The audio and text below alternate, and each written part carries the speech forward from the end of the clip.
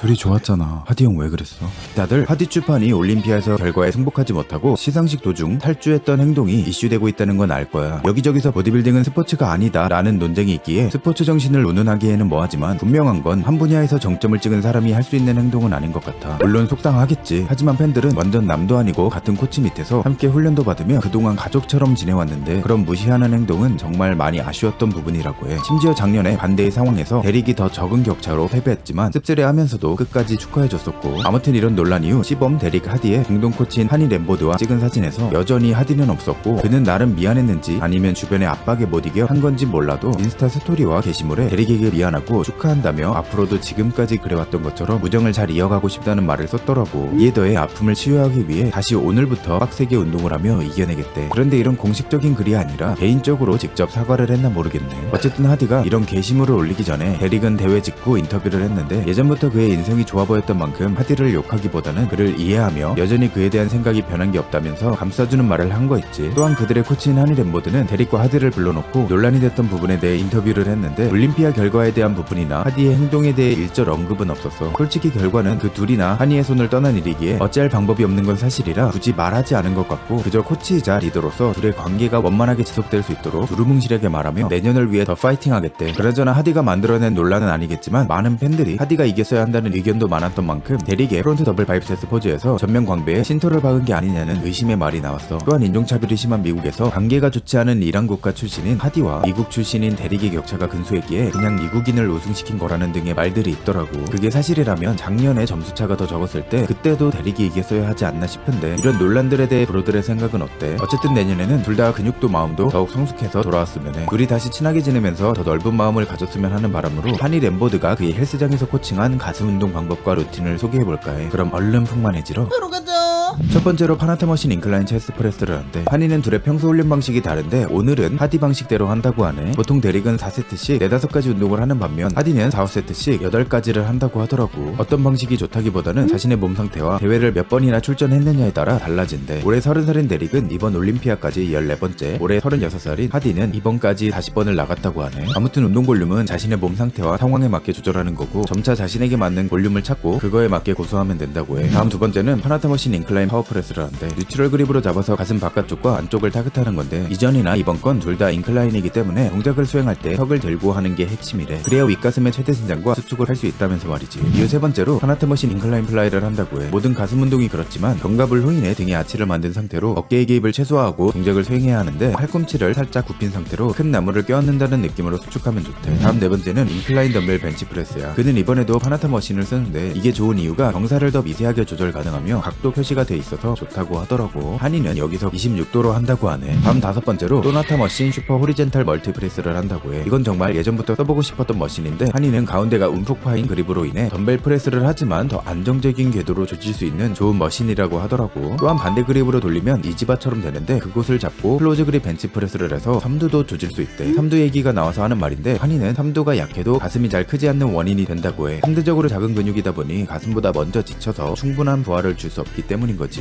이후 여섯 번째는 또나타 머신 디클라인 플라이야. 하니는 디클라인 플라이 머신이 흔하지 않지만 정말 좋은 방식이고 이게 없다면 케이블 플라이로 해도 되지만 아무래도 머신이 등을 받쳐주기 때문에 더 안정적인 자세로 가슴에만 집중할 수 있겠지. 케이블도 없다면 그냥 딥스로 하면 되는 거고. 그래저나 항상 하디의 훈련 영상을 보면서 느끼지만 이란의 늑대라 야생성이 있어서 그런지 다른 선수들에 비해 통제가 잘 안 되는 것 같더라고. 동작 구지어 짜라고 해도 안 해. 견갑을 뒤로 접고 하라고 해도 말대꾸해. 아주 힘들겠어. 이래서 어쨌든 일곱 번째로 넘어와서 또나타 머신 딥스로 아랫가슴을 털고 마지막 여덟 번째는 케이블 플라이로 상부와 하부 타겟 방식을 섞어가며 강하게 조지고 마무리하는데 오늘 모든 운동을 8에서 15회씩 4세트를 했대. 이렇게 운동을 하고 영양 보충도 잘해야 하는 만큼 닭가슴살이나 여러 가성비 다이어트 식품이 필요한 브로들은 미트리에서 오모한입 추천인 코드로 회원가입을 하고 최대 65% 자동 할인으로 맛있는 건강식품들을 구매해서 잡숴보면 좋을 것 같아. 아무튼 오늘의 결론, 하니 램보드는 파나타 머신 덕후다.